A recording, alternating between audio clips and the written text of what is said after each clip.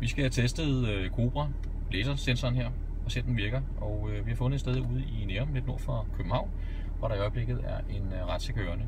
Så vi prøver at køre hen og se, hvad der sker, når vi nærmer os med vores radardetektor monteret her i bilen.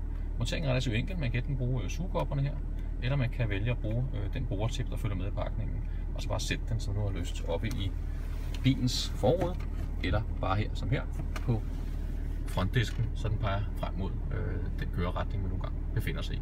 Vi prøver at nærme os og se, hvad der sker, når vi nærmer os politibilen eller fotovognen.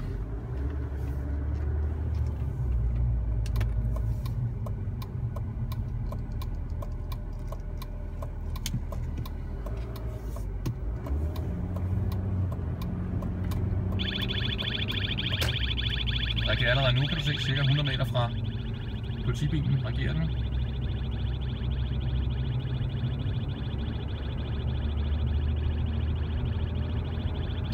Yderst effektivt, må man sige.